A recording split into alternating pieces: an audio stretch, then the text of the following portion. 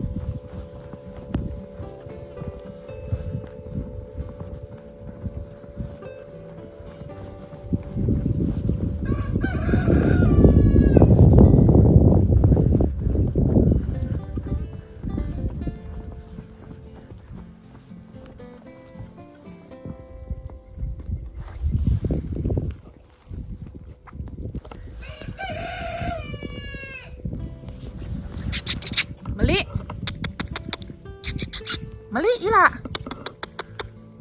มาแล้วแม่บ่ได้ถือนมมาให้อีหล่ะ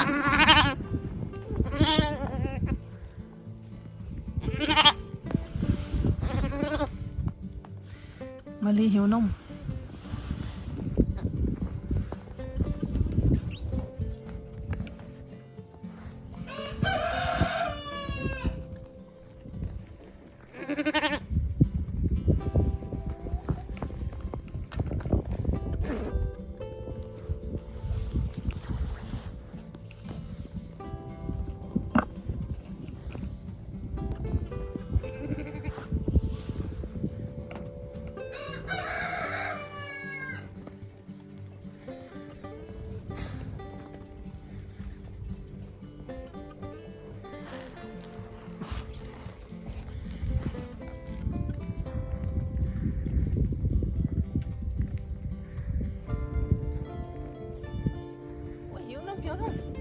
มะลิหิวนม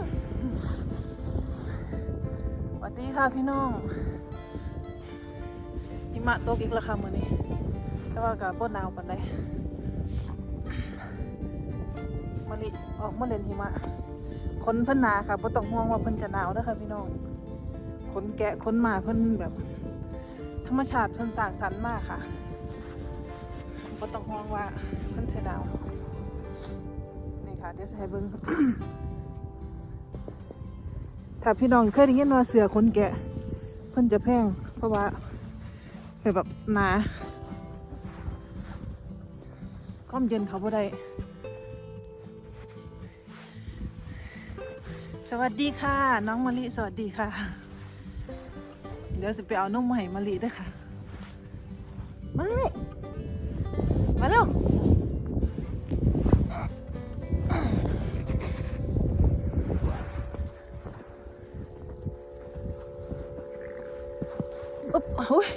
เริ่มนักแล้วค่ะ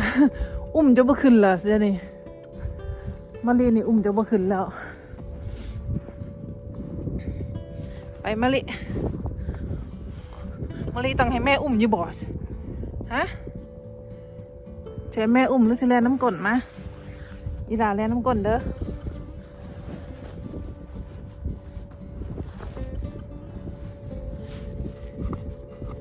ว่างกูก็หามองส้นนมเลยค่ะ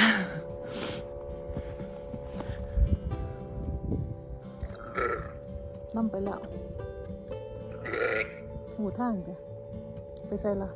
มะลิบ่แน่แม่เลยเดี๋ยวก็เล่นมากค่ะพี่น้อง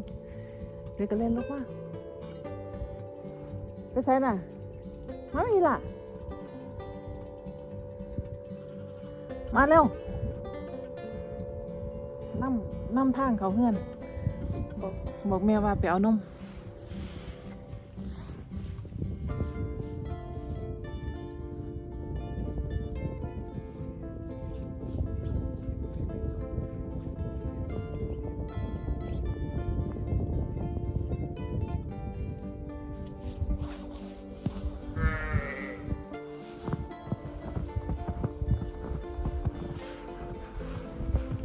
น้ำทางแม่ไปเอานมเลยค่ะพี่น้อง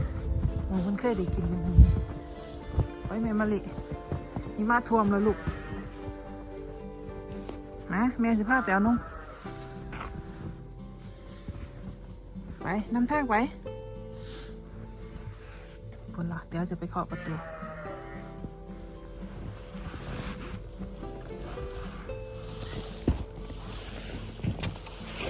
ไปล่ะ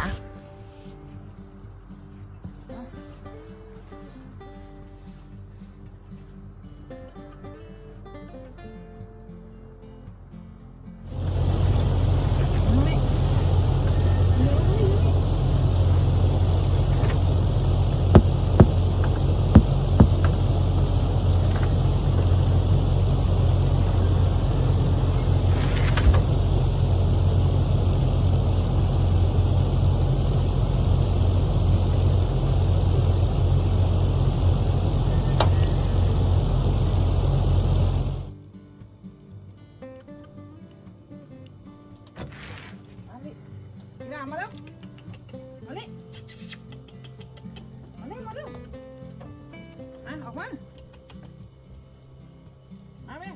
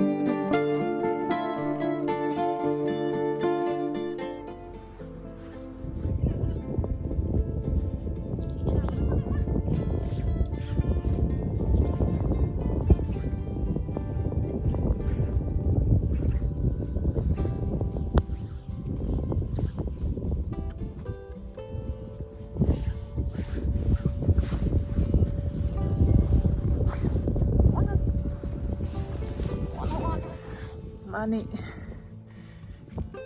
เมียเฮินมาเจอปึงมาพวกซาดเพิ่นก็ตื่นเต้นเฮือนค่ะเวลาหิมะตกเพิ่นก็เดี๋ยวก็ปล่อยมาออกเดี๋ยวต้องเบิ่งว่าน้ำแข็งข้างล่างเป็นน้ำแข็งบ่เพราะว่าถ้าหิมะหนาบ่พอค่ะพี่น้องปล่อยมาออกมาเพิ่นตัวนักถ้าลื่นอาจจะบาดเจ็บได้ค่ะในคอก็มีหญ้าด้วยค่ะแต่ว่าเพิ่นบ่เข้าไปเพิ่นออกมากินข้างนอกค่ะพี่น้องบ่ต้องห่วงว่าเพิ่นจะหนาวนะคะฝนเพิ่นหนาชนิดแบบล่มเขาบ่ได้เลยค่ะอันนี้เรื่องจริง